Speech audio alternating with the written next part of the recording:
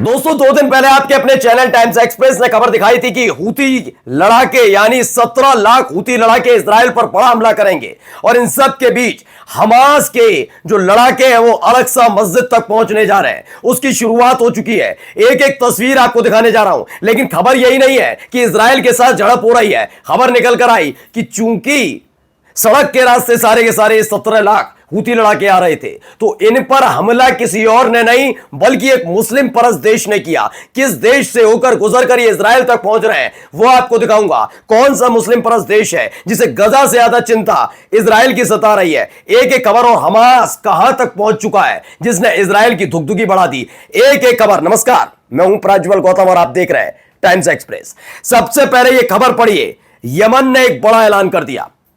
Yemen Houthi लड़ाके जो पिछले कुछ दिनों में आप देख रहे हैं, एक नहीं 2 शिप अब तक डुबो चुके हैं। और उन्होंने क्या कहा, ये शिप इसलिए डुबोए गए क्योंकि ये सीधे सीधे इजराइल जा रहे थे। इजराइल जाने वाले एक एक जहाज को न केवल डुबोया बल्कि उसकी वीडियो बनाई कि हमने कैसे इनको रोका, फिर ये नहीं रुके तो हमारे लड़ाकों ने इनको घेर लिया, फिर इन पर कैसे हमले किए, फिर एक एक करके क्रू मेंबर को अपनी हिरासत में लिया, फिर उन्हें सेफ जगह ले जाया गया और फिर इस जहाज को डुबो दिया, फिर एक और जहाज डुबो दिया। दोनों ही तस्वीरें थी। अब उनका कहना है ये तो था हमारा सेकंड फेज। थर्ड फेज हमारा ये था कि भाई हम लगातार एक एक शिप को टारगेट कर रहे हैं और चाहे वो इजरायली पोर्ट पर किसी भी स्थिति में जा रहे हो। अब उन्होंने फोर्थ फेज का ऐलान किया है, यानी सोचिए अब तक इजराइल जाने वाले जहाजों को निशाना बनाया जा रहा था, है ना। लेकिन अब हर एक देश के लिए यह संकट की घड़ी है क्योंकि वो लाल सागर से रेड सी से होकर नहीं गुजर पाएंगे अगर उनका 1% भी इजराइल से लेना देना। जी हां, ये बड़ा ऐलान पढ़िए। The fourth phase involve targeting all ship belonging to any company that operates or enters Israeli port.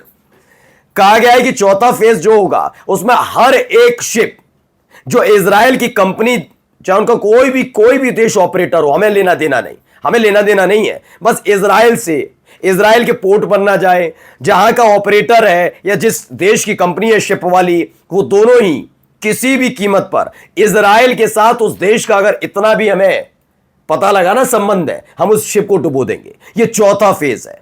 देखिए, ये खबर निकली, क्रेडल की भी यही खबर है। उन्होंने बताया कि हां, यमनी आर्म फोर्सेस ने बड़ा अनाउंस कर दिया, लॉन्च कर दिया फोर्थ फेज, जिसके तहत वो पूरी तरह से लाल सागर को ब्लॉक करने जा रहे हैं, खास तौर पर इजराइल के लिए और इजराइल समर्थक देशों के लिए।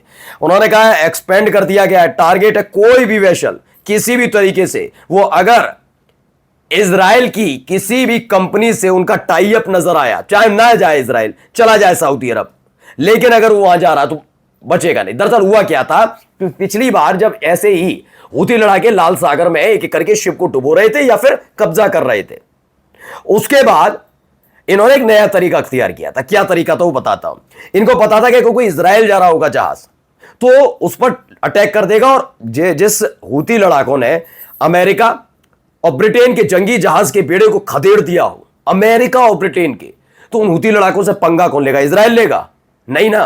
तो एक नया तरीका था जो पर्दे के पीछे रहकर इजराइल को सपोर्ट कर रहे हैं और जिनके बॉर्डर इजराइल से मिलते हैं वो गुपचुप तरीके से इजराइल की मदद कर रहे थे, अपने यहां सामान उतारते थे और इजराइल पहुंचा देते थे। ये हो रहा था। ये बात हूती लड़ाकों तक पहुंच गई। उन्होंने पहले तो 2 शिप डुबाए और उन्होंने कहा चौथा फेज ये होगा, हमें मतलब नहीं है कि वो इजराइल जा रहा नहीं जा रहा शिप, अगर वो ऐसे भी देश में जा रहा है शिप जो इजराइल का मददगार है या फिर उसकी बहुत चिंता करता है, तो हम छोड़ेंगे नहीं, डुबो देंगे।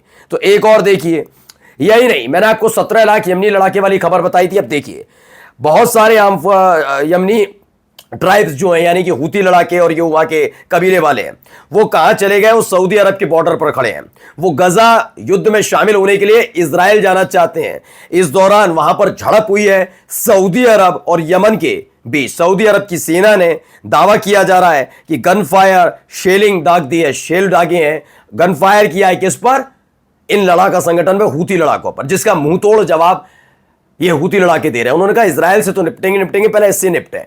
जो बैठ के तो बैठेगा ऐसे जैसे OIC का भी नेतृत्व करता है, यही बनेगा सऊदी अरब। लेकिन जब जरूरत पड़ेगी गजा जैसे देश की, तो इजराइल का मददगार बना हुआ है, तो इनसे भिड़ गए। खबर है कि 48 घंटे इजराइल पर भारी हैं क्योंकि इसको पार करते हुए वो इजराइल आने के लिए निकल चुके हैं 17 लाख 17 लाख ये हूतीज है। ठीक है, अब आइए अगली खबर। इसको लेकर चीन ने भी बहुत जबरदस्त तरीके से तारीफ की है। तारीफ है हूती लड़ाकों की। उन्होंने कहा है कि जो फैसला यमन की तरफ से हूती लड़ाकों की तरफ से लिया गया वो वाकई बहुत प्रशंसा का पात्र है। उन्होंने कहा है कि हां, एक एक शिप को मत जाने दो, अर्थव्यवस्था बर्बाद कर दो इस इजराइल की, क्योंकि इजराइल के मददगार आप सिर्फ ये सोच रहे हैं ना कि अमेरिका है। नहीं, आपने देखा इजिप्ट खुल गई ना पोल। आपने देखा ना जॉर्डन, जब ईरान दाग रहा था इजराइल पर मिसाइल, चूंकि वो ऊपर से उड़ती हुई आएंगी, इजराइल और ईरान की सीमाएं तो मिलती रही हैं, तो बीच में जो देश है उसमें जॉर्डन भी था। जॉर्डन क्या कर रहा था? ईरान की एक एक मिसाइल जो इजराइल को तहलाने जा रही थी उसे इंटरसेप्ट करके उन्हें गिरा रहा था, याद है? अब वही बात पकड़ी गई है, जॉर्डन के खिलाफ और इजिप्ट के खिलाफ मोर्चा खोला रखा है। अब यहां क्या कहा है? चीन ने कहा है हम बिल्कुल अप्रिशिएट करते हैं कि जो कुछ किया गया यमन की तरफ से, हूती लड़ाकों की तरफ से, बिल्कुल ठीक किया जा रहा है, इसे बख्शो मत, इसे बर्बाद कर दो। इसी बीच खबर एक और आई, उसको मैं आपको दिखा रहा हूं, पहले सुनिए क्या कह रहे हैं हूती लड़ाकों के प्रवक्ता। قررت القوات المسلحة اليمنية بالتوكل على الله وبالاعتماد عليه عز وجل تصعيد عملياتها العسكرية الإسنادية। दरअसल ये हूती लड़ाकों के प्रवक्ता है।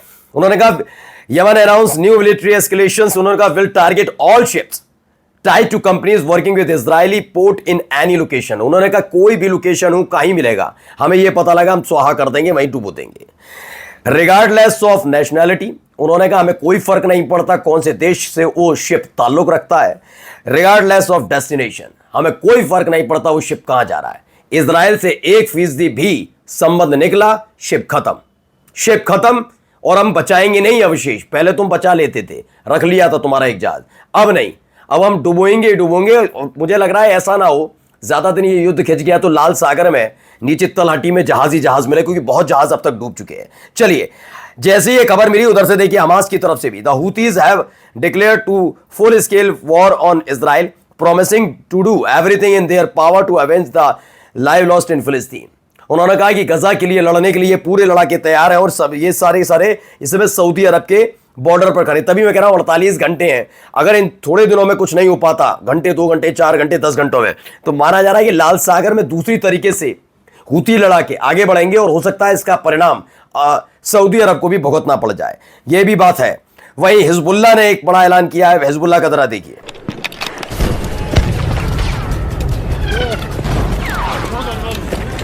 दरअसल आपको मालूम है कि नवंबर 2024 को लेबनान में, नहीं हिजबुल्लाह लेबनान में और इसमें इजराइल में हुआ था सीज फायर।